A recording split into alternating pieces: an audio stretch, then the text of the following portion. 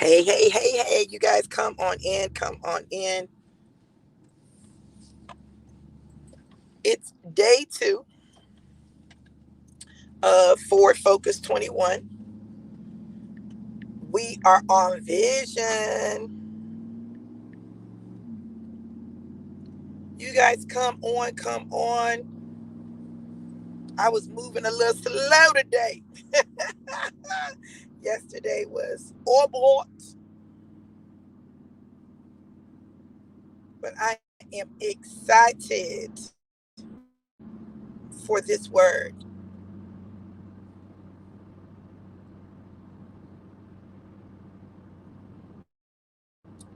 So today is day two, and day two is all about purpose. Day two is about purpose.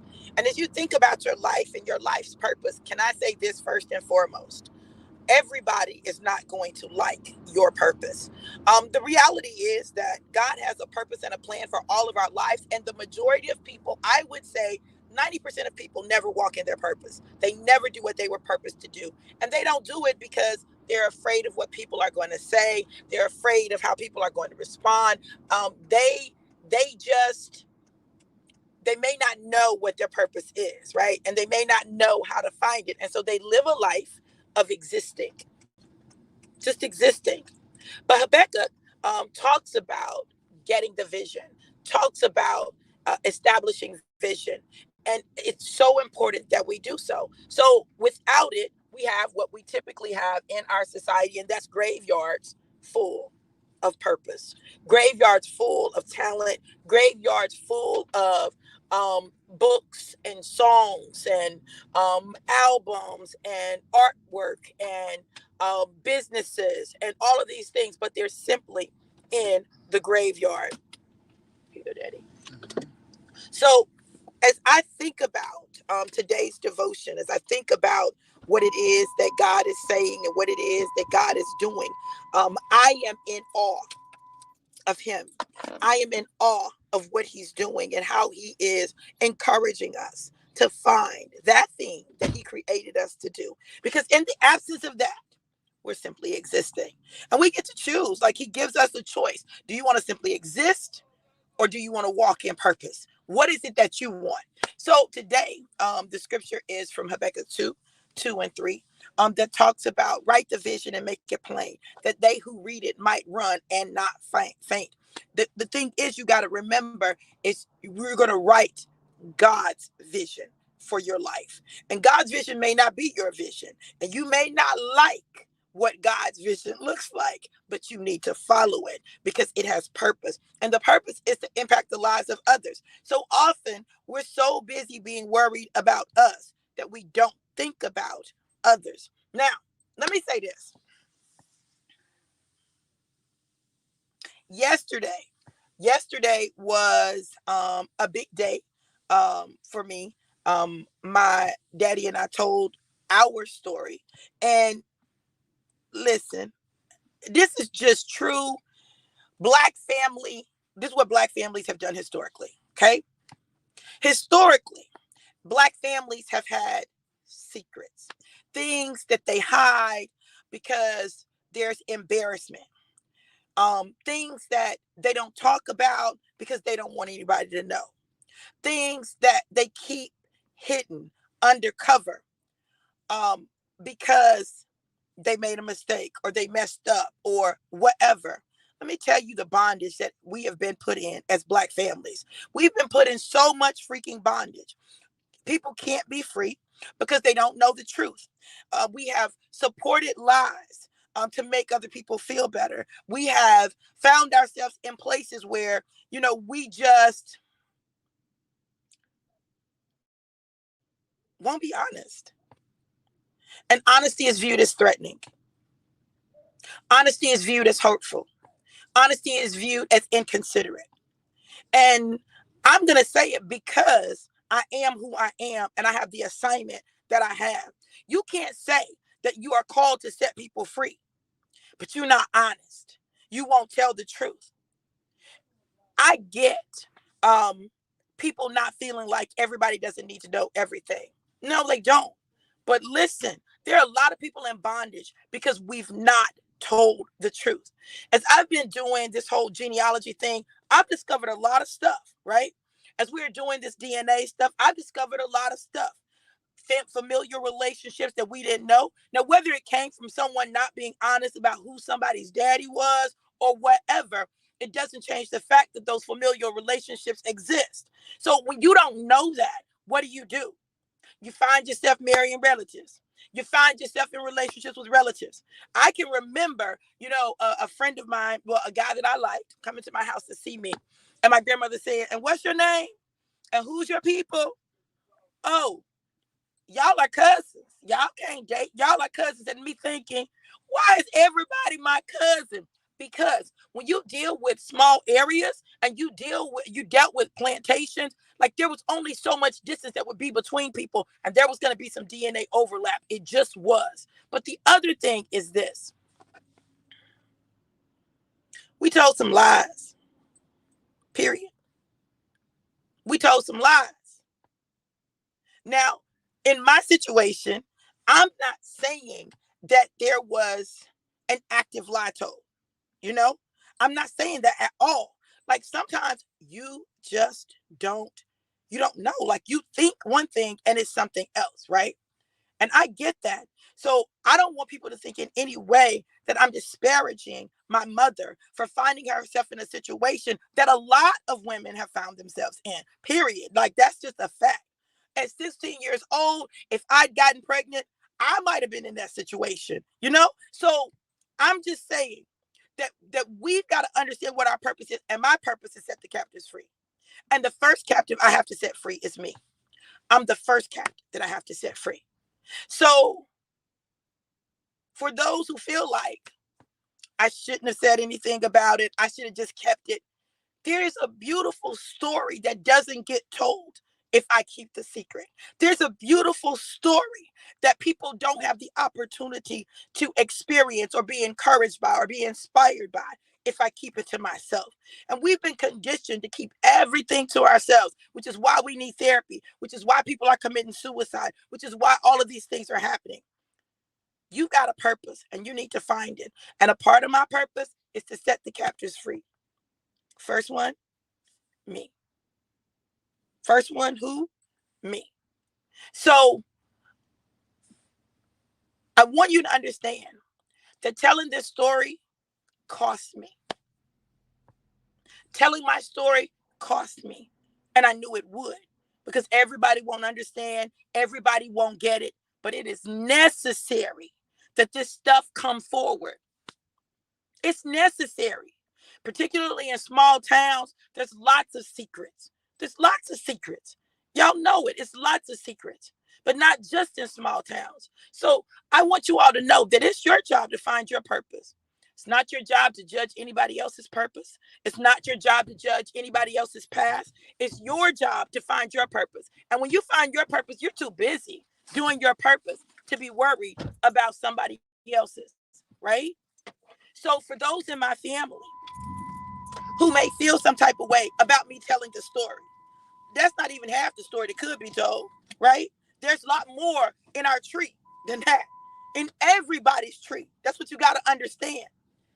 But it was necessary for me to tell the story. And if it hurt you, if you felt some type of way, I'm sorry you felt some type of way, but I have to do my assignment. I have to complete my assignment. And the fact of the matter is, if more people completed their assignment, if they even understood their assignment, there wouldn't be all the bondage that there is. So I apologize if you feel hurt, if you feel away, but baby, imagine how I feel. Think about how I feel.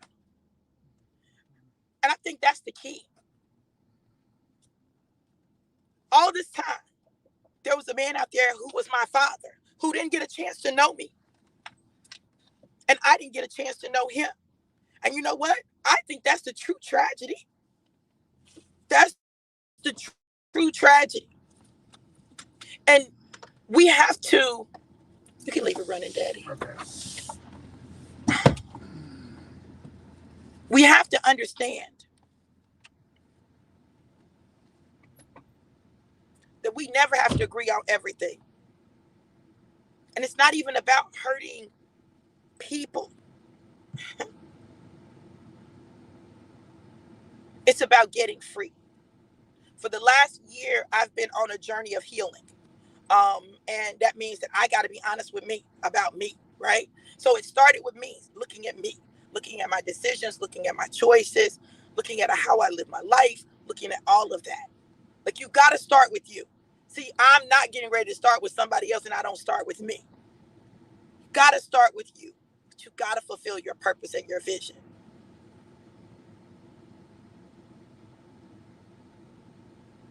I was talking to my daddy, and for some people that may bother them that I say my daddy, right? Um, I know some of my kids are like, "Hey, listen, my granddaddy dead," um, but my daddy is alive. My daddy is alive, and I'm not gonna let anybody, what they think, what they feel, make me feel bad for working to establish a relationship with my biological father, with my siblings, with my aunts and uncles, and my cousins, my nieces and nephews. Because I tell you what, there is nothing worse than realizing that much of your life was a lie.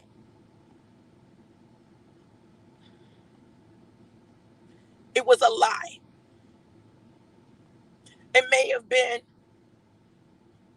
an unknowing lie, but it doesn't change the fact that it was a lie. It may have been an accidental lie, but it doesn't change the fact that it was a lie. It was not real. You know,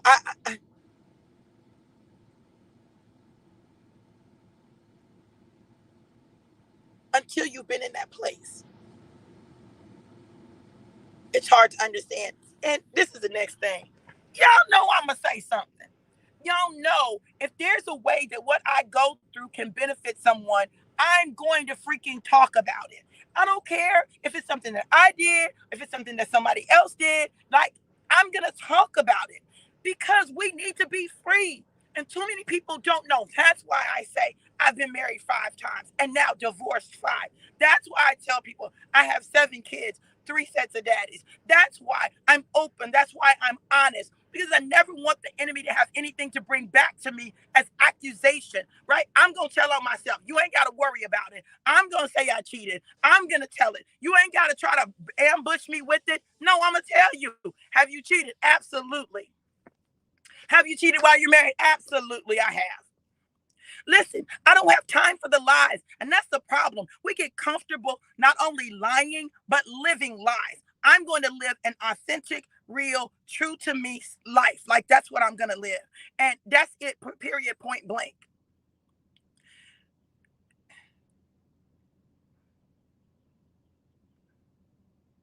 When I think about God's purpose for my life, I often ask Him, why is my purpose so hard? Why is my purpose so hard? Why do I have to do the difficult things, the things that other people don't have to do? I've always had to do that. And what God told me was that you have to be the example. I'm going to use you as a living example. That means that I take a lot of hits, but I take hits so that other people can walk a path that's smoother. I take hits so that other people can take a journey that is one that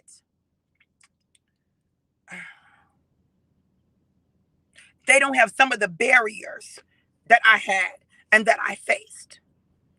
I take the hits because God holds me accountable. He holds me accountable for my actions. So I can do wrong all I want, but I promise you, it always comes out because He's going to make me tell it. So I just, last night was a lot. Yesterday was a lot. I knew there would be fallout. I knew people would feel away. I knew people would feel like I shouldn't say anything, but I had to. This story is too unbelievable not to disparage my mother, who I absolutely love, not to not consider her. That's not it. But to share with the world that there can be beauty even after